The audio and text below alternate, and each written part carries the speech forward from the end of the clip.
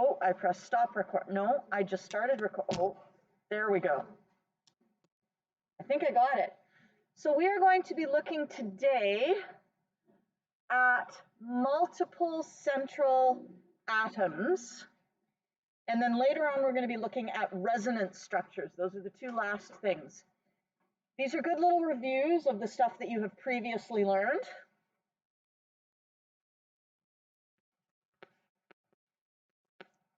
And the only tricky part when we have multiple central atoms is just figuring out who goes in the middle and how do they attach to each other. But often there's almost no choice. So what I'd like you to do is, there's nothing different about how we start this one. Carbon has 4 valence electrons. Hydrogen has 3 times 1. And yes, if you need some paper, feel free to go grab yourself some paper.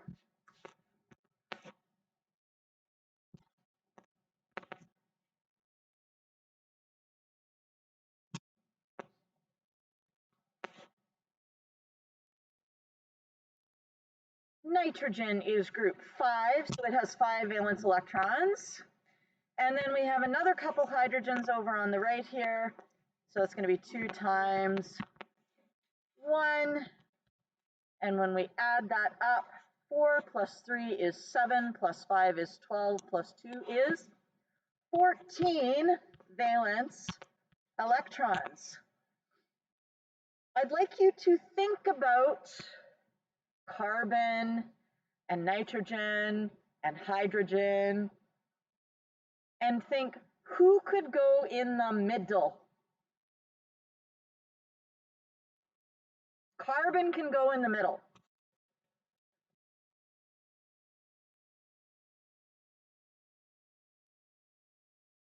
Now, question, does it make sense to do this? Don't start drawing this yet.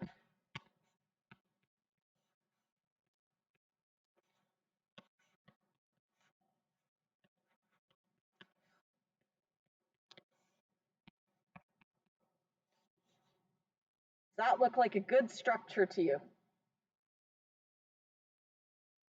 I would like you to discuss with your partners why that might not be a good structure.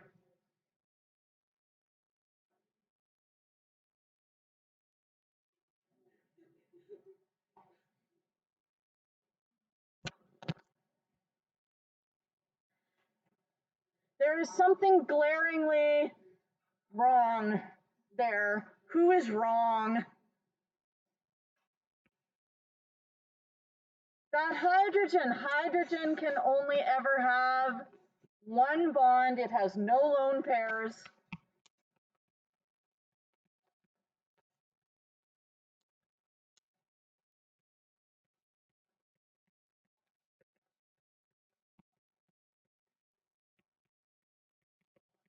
So that is not a good structure. Okay, so we cannot have hydrogen in the middle of anything. So when we have that nitrogen, and in fact, the formula almost tells us what we have to do. It tells us that we're going to have a carbon attached to 3 nitrogens, and we're going to have a nitrogen attached to 2 hydrogens. Okay? So we're going to put a carbon attached to 3 hydrogens. And then carbon needs 4 bonds anyway, so we're going to have a nitrogen attached to 2 hydrogens. We have CH3, NH2, and you can almost see those 2 different structures. So we got the CH3 right on the left, and then we have NH2 over here.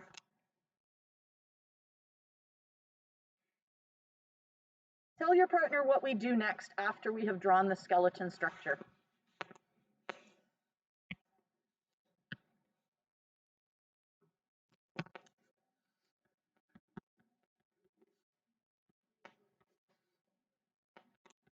What are we adding? Lone pairs. Who needs lone pairs? Does hydrogen need lone pairs? No. Does carbon need lone pairs? No. But nitrogen does need a lone pair because it only has 6 electrons. Now it has 8.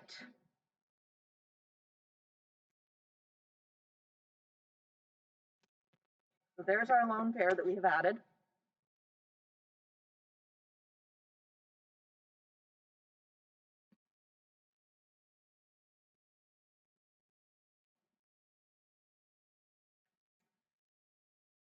What is step 4? Step 4 is count and check.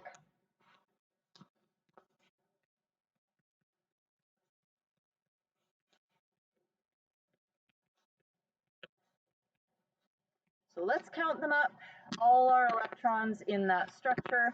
We have 2, 4, 6, 8, 10, 12, 14.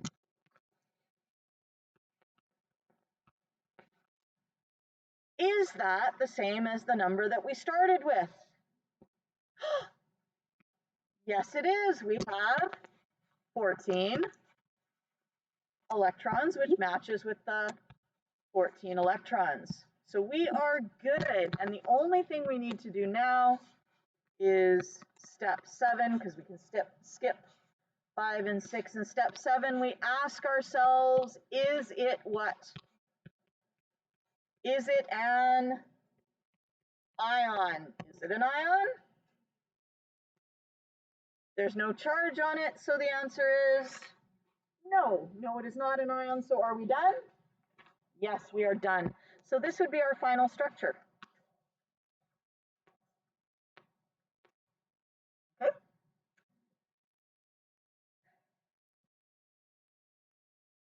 I don't know why I put this one here. Maybe I'll just put it down below.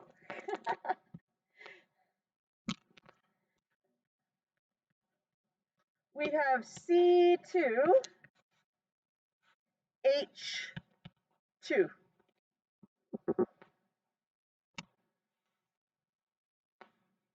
So carbon, we have 2 of them. And there's 4 valence electrons in each. Hydrogen, we have 2 of them, 1 valence electron each. So that gives us 8 plus 2 is 10 valence electrons. I would like you to try and draw a structure where we have 2 carbons and 2 hydrogens. See if you can draw a skeleton structure for that.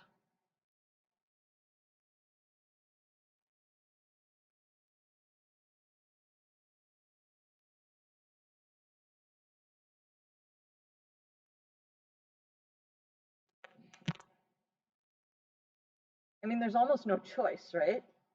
Like carbon almost always has how many bonds? 8 electrons, but it has usually 4 bonds. Usually. Not always. If you remember yesterday, there was carbon monoxide, which had only 3 bonds. And normally oxygen has 2 bonds and carbon monoxide had 3 bonds. So there's weird stuff every once in a while, but we're going to just get rid of that because we don't want it right now. Why is it not erasing? Erase. There we go. Bye-bye. Okay. So we're going to put our C beside our C. Okay, they're both going to go in the middle. And where am I going to put the hydrogens? Now you have 2 choices here. Let's think about this. Would we like our hydrogens to go here and here? And then the C is just left by itself on the end. Or would it be better to have C, C, 1H on that C, 1H on the other C? Which one looks more promising to you? Chat with your partner. What do you think?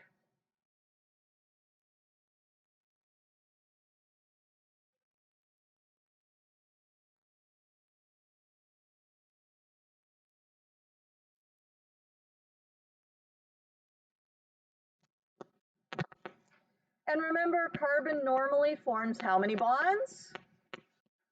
4 bonds. So I would like you to imagine in this first structure here, how this carbon on the left is going to manage to have 4 bonds.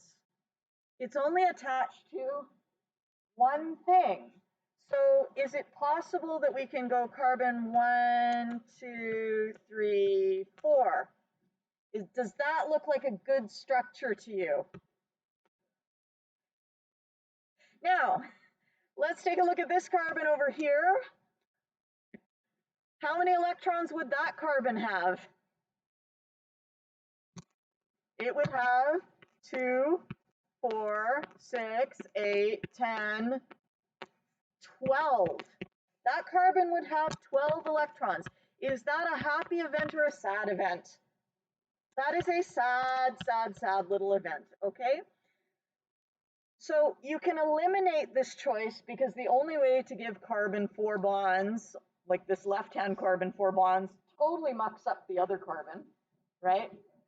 The other rule that you can kind of go by is that when you're drawing Lewis structures, symmetry is always a good thing, okay? Symmetry is a fine and happy thing. It will usually lead you in the right direction, okay?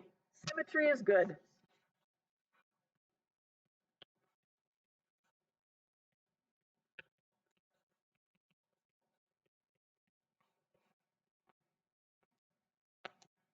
Okay, so we're going to stick with this one here. There's our skeleton structure. Now we're going to add lone pairs. Who needs lone pairs? Carbon. How many lone pairs each? 2. So 2 here and 2 here. Now remember, we have 10 valence electrons. Let's count and see if we actually have that many in our structure. We have 2, 4, 6, 8, 10, 12, 14.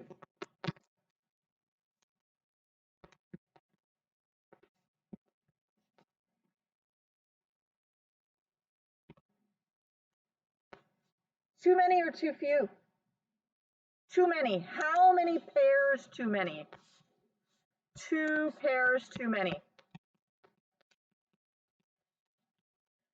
And at this point, I would like you to see if you can remind your partner what step 5 is, because when we have too many pairs, we go to step 5.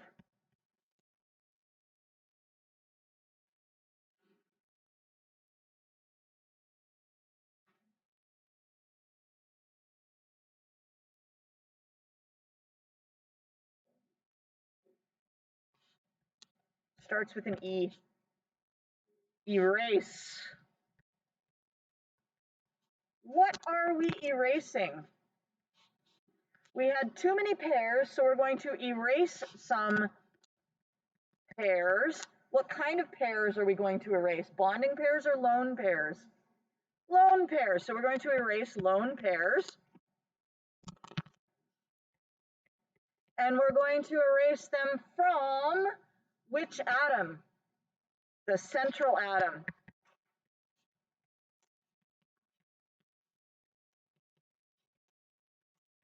And I'm going to put a little S there because in this case we have 2 central atoms.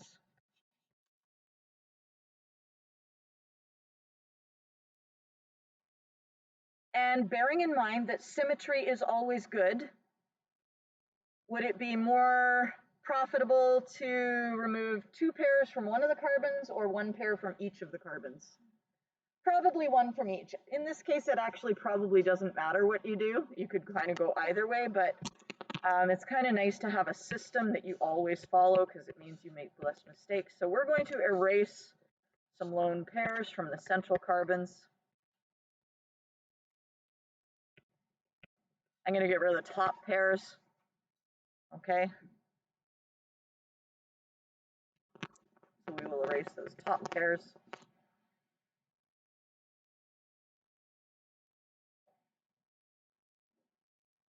And then step 6.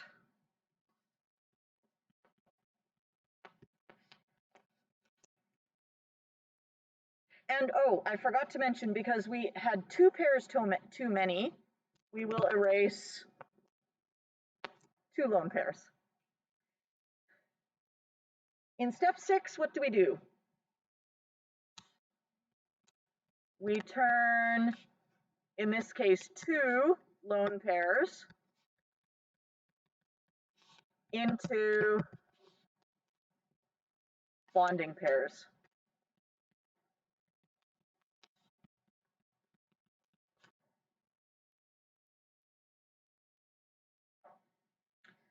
So here's a lone pair. Don't draw this yet. I'm going to ask you though, do you think we want to move this lone pair in between the carbon and the hydrogen? Or do we want to move it in between the carbon and the carbon? Tell your partner, between the carbon and the carbon, or the hot carbon and the hydrogen? If we were to move it between the carbon and the hydrogen, what would be our problem? Hydrogen would have 2 bonds. Hydrogen cannot have 2 bonds, so that is not a good thing. So we're going to move it in there. I'm going to do this in 2 steps. You could do it in 1 step where you move both lone pairs at once, but I'm going to show it in 2 steps. So we have hydrogen, carbon, we have that red pair of electrons there. This carbon still has a lone pair, and we have a hydrogen. And you can see that right now, this carbon on the left only has 2, 4, 6 electrons. So we need to move our second lone pair, because remember, we had 2 pairs too many, so we erased 2 lone pairs. So we're going to turn 2 lone pairs into bonding pairs. So let's take that second pair and also move it in there. Okay. And now we have HCCH.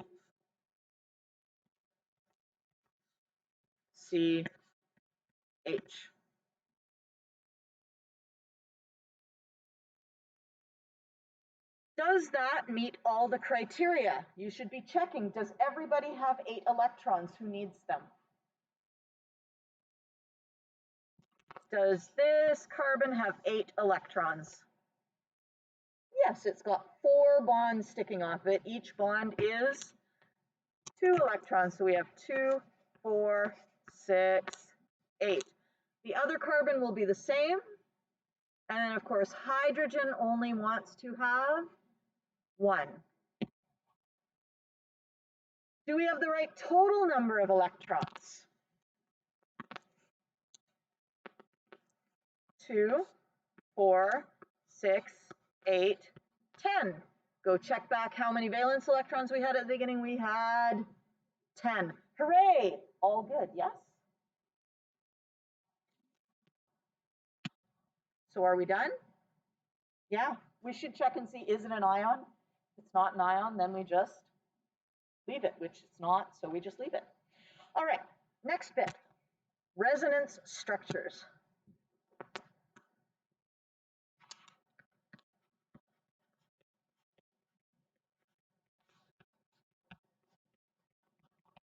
How many of you have heard the word resonate? Resonate? 2 of you in this entire, 3 of you, 4, 5, 6, 7, 8, 8 people out of a class of 20 some odd have heard the word resonate. You guys need to read more, because that is a common word, okay? Resonate. To resonate kind of means it's like a vibration, okay?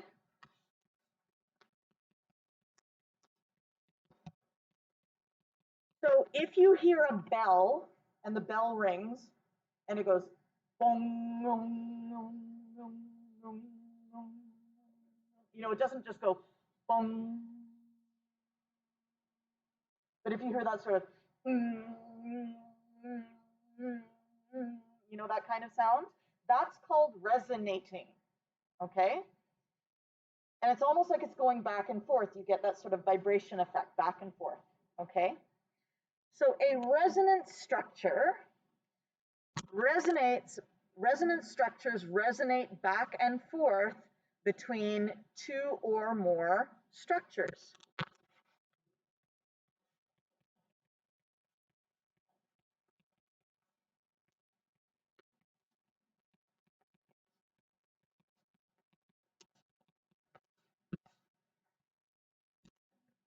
You don't even have to read like, you know, edifying books, like books that deepen your understanding of the world or anything to gain vocabulary. I read a lot of Agatha Christie because I like escapist entertainment. So those were like murder mysteries.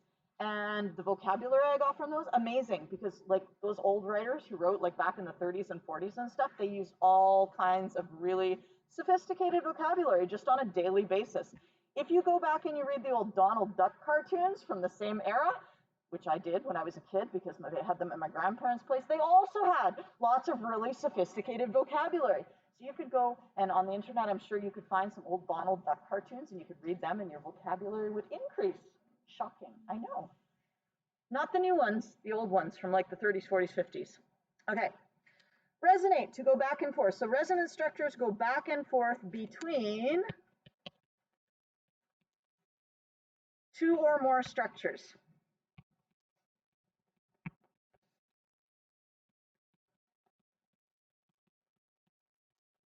And that doesn't mean a lot until you've actually seen an example. So let's do an example.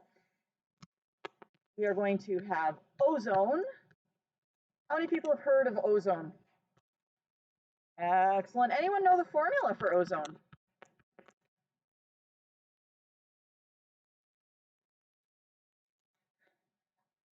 Regular oxygen is O2. Ozone is a different form of oxygen. It is O3. And at this point, being ready for tomorrow's quiz, like I know you already are, you should be able to draw a structure for ozone. So while I write out the rules and slowly draw the structure for you to check with it, I would like you to try and draw a Lewis structure for ozone. Okay? Go ahead.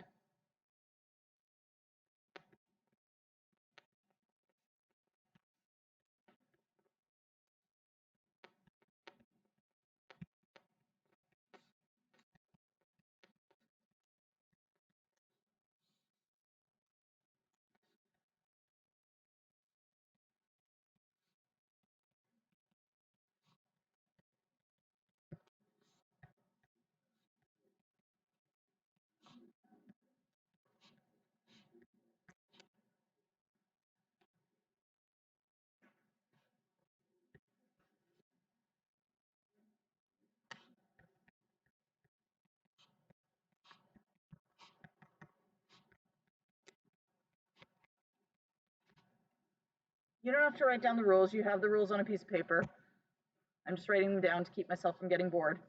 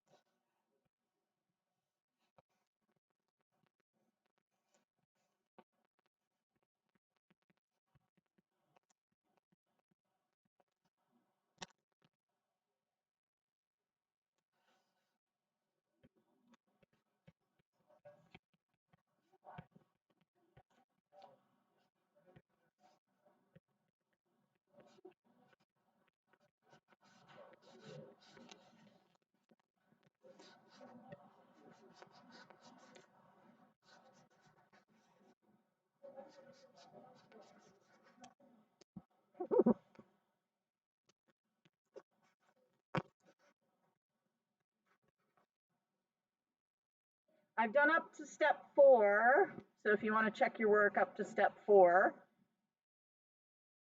is that looking like what you have up to step 4?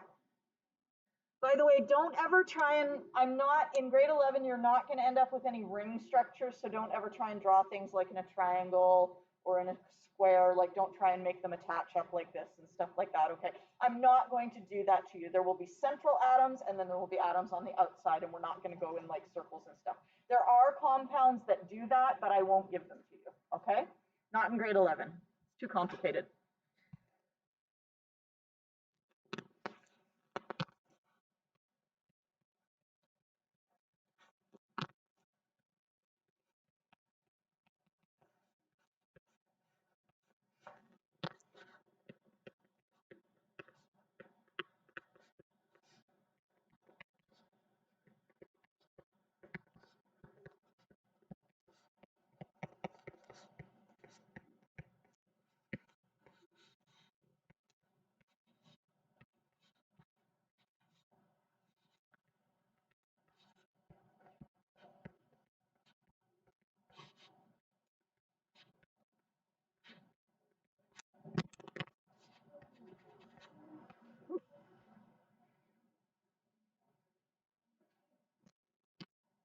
Check your step 5.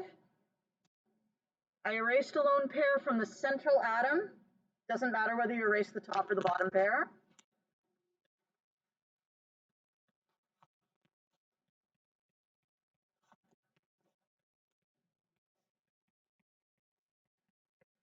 And when we turn lone pairs into bonding pairs, these lone pairs are always going to be from the side atoms. Okay, we're not going to take electrons from the central atom because we're trying to fill up the central atom, yes? So we want people to help give electrons to the central atom, yes? We don't want the central atom doesn't have enough to start with, so it's not going to, like, sharing the central atom's electrons will not help it gain any more. You need the external ones to share to help give the total number of the middle ones to become higher. So we're going to turn one lone pair into a bonding pair.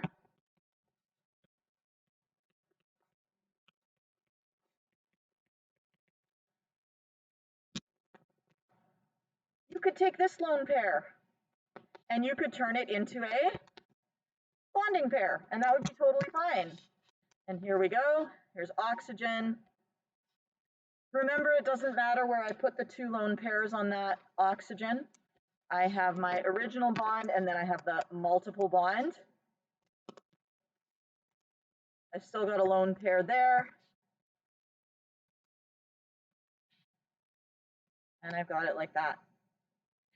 Now, did anybody choose to move the electrons the other side? Because you could,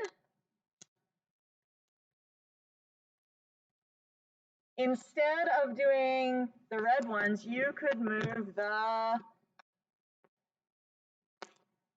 was supposed to be green, but it turned out black. Let's see. You could move the green ones instead.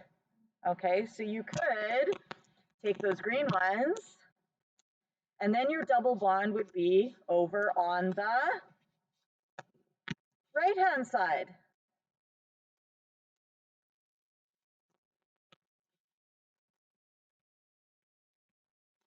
So what we have now is we have 2 structures which are equivalent to each other.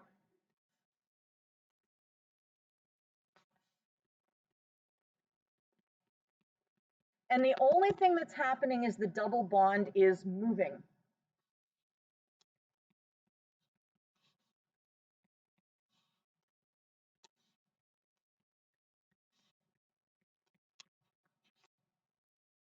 So what actually happens is that these 2 structures resonate, go back and forth, between one structure and the other structure. So your final answer would include both those structures with the double-headed arrow in between. And we would say that ozone has 2 resonance structures.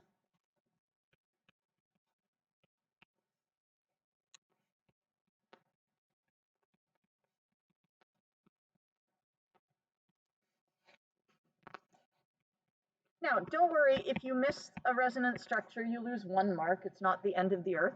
It is one of the more challenging things in the course, okay? So if you miss it, don't beat yourself up. You'll be like, okay, maybe I'll learn resonance when I get to university, whatever, okay?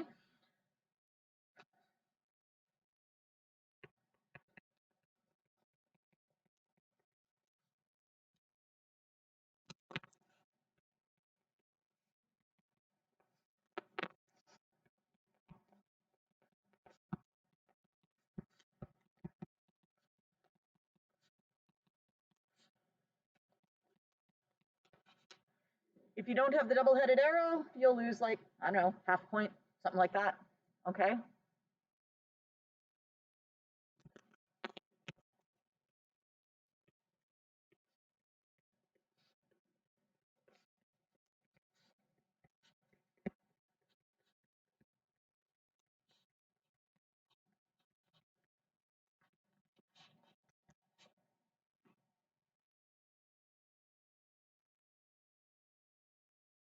Don't forget the back and forth arrow.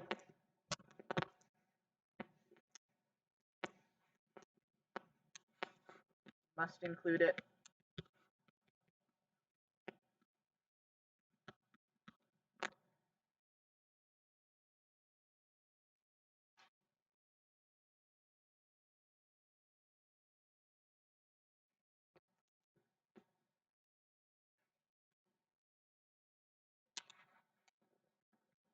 So resonance structures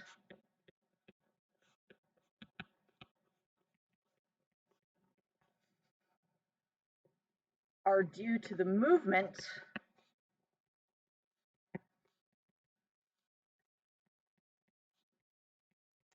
of a double or triple bond.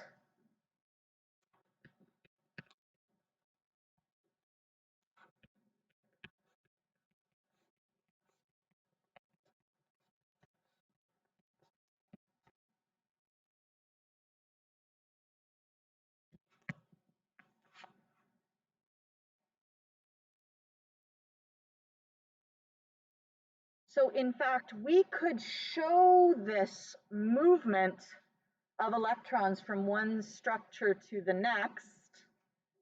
You will not be required to do this, but I'm going to show it to you so you can get an idea of what's happening.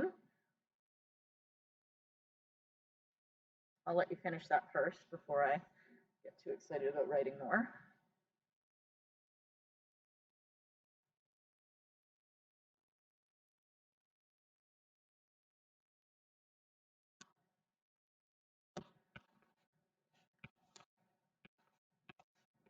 So you can decide whether you want to write this down or not, okay? I'm going to put my single bond over here, and I'm going to put my double bond over here. And what really is kind of happening here is that this pair of electrons will, from time to time, stop being a lone pair, and it will move in here and become a bonding pair. So what I would end up with then is I would end up with O, and then I would have a double bond. This guy would be left with 2 electrons.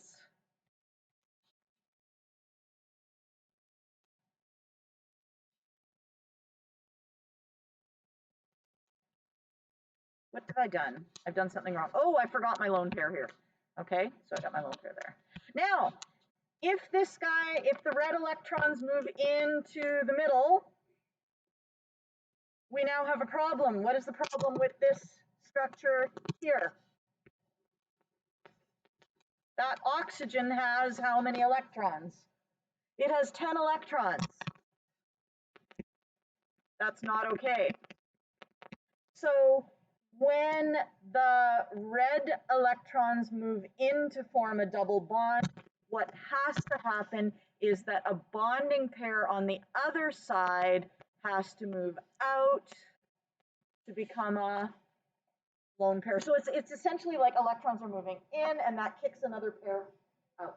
So they're kind of pushing each other along. Okay, so what you would really end up with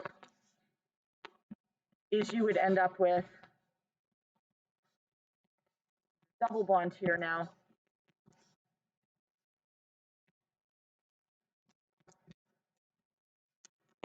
And then your O here, and a single bond here, and that extra pair of electrons now on the outside. Okay, we never actually draw this like little in-betweeny thing, but that's just to kind of show you like, oh no, I've got too many electrons in the middle now, so I'm going to kick a pair out. All right, we're going to do one more example on this, and this is going to be good practice because you can already do this part. You are going to try NO3 minus the nitrate ion. You are going to draw that structure while I slowly draw the structure so you can check your work as you go along.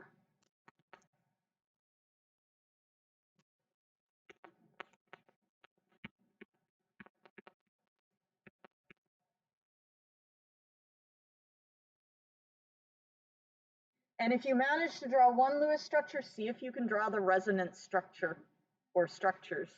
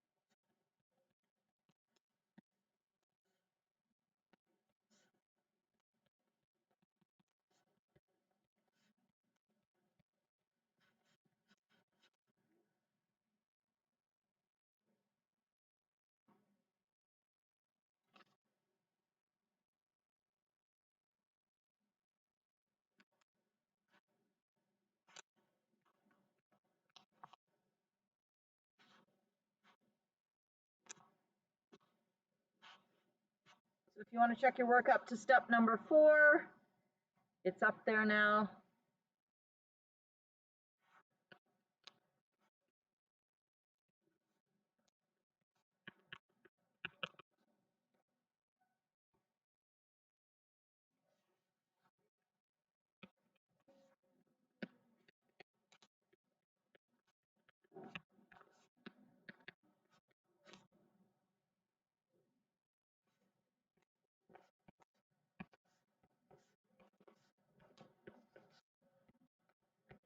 if you have successfully drawn your structure, see if you can draw some resonance structures. See if you can figure that out.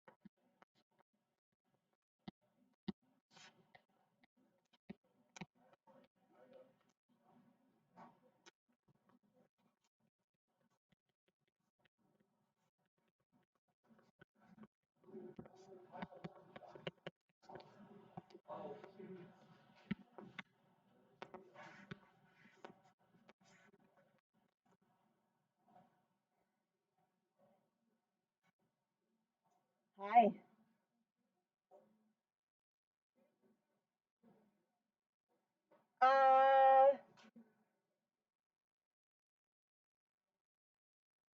Where did you have them?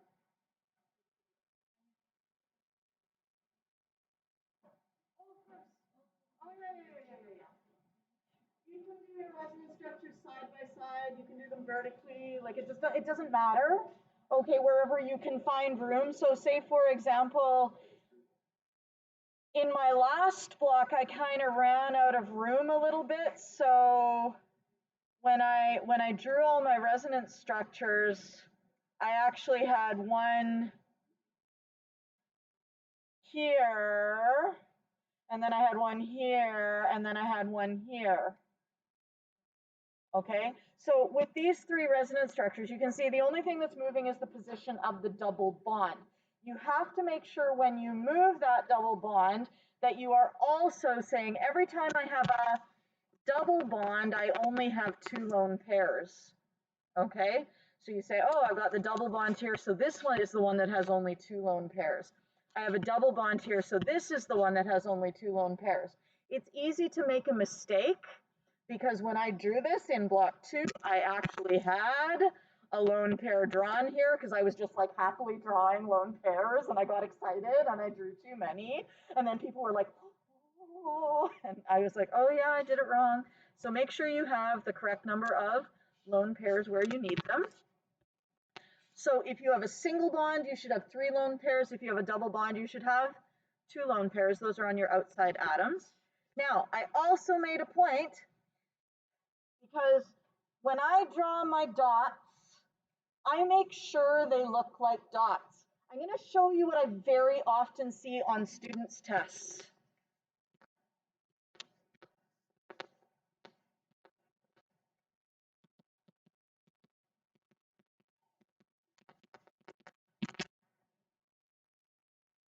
Yes? And then they go and they count their electrons.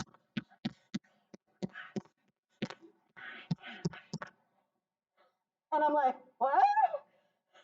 What is happening here? Okay. When you draw your dots, make sure they look like dots. Don't draw an extra dot because you're counting and you're pointing with your pen. Turn your pen over and point with something else. Or make sure that that little dot is erased. many things look like dots. If your dot is too faint, because I know some of you have faint writing, I will look at that and I'll be like, is that a dot? Or is that just like an artifact on the paper, right? And I'll be like, is that a dot? Right? You need to make a dot look like a dot. Make sure if you don't want a third dot, don't draw something that looks like a third dot. No third dots. I know you want to count them. I know it's nice to touch them. Get yourself a highlighter, okay? Because I don't mind if you've highlighted them, okay? That's a nice way to count without actually putting dots on things, okay? Yeah, so those are my tips. Don't forget hydrogen only ever forms one bond. Who's the other one who only ever forms one bond? Fluorine. Okay, and you're going to do number 41, 42, 43, 54, 55, 56, 29, 30. And I bet you've forgotten about the ionic ones. So I put in number 11 and 12 there. Okay, because you need to know how to do ionic ones for next day. Okay.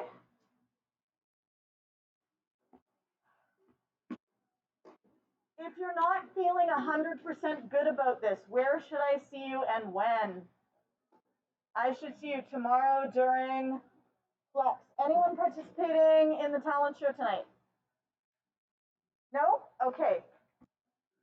If you were participating in the talent show, I would like have a little chat with you about whether you'd be ready for tomorrow or not, because I know that that's a big production and whatever.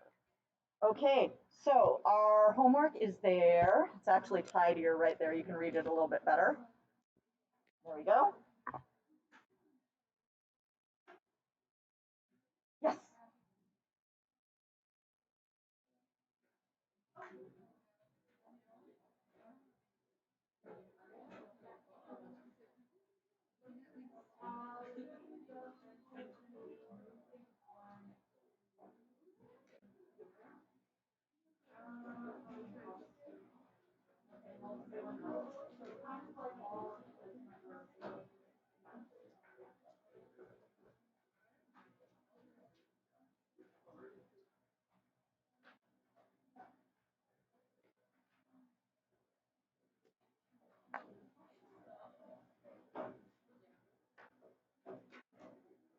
Thank you. Oh, excellent. Very good. I need to do replays too because I messed Right. up with the things that I thought hexa was 5 and hepta. Right. Because I thought septa was 7, so I messed up a few. That's okay. So I'm gonna do that. All good, no worries. Hello. Thank you. Feel free to work on those if you want to take a quiz because you're good with these structures. You can do that. Don't hesitate to call me over if you have questions. I will be marking your quizzes, but higher priority is getting you ready for tomorrow's quiz. Yes? Yes.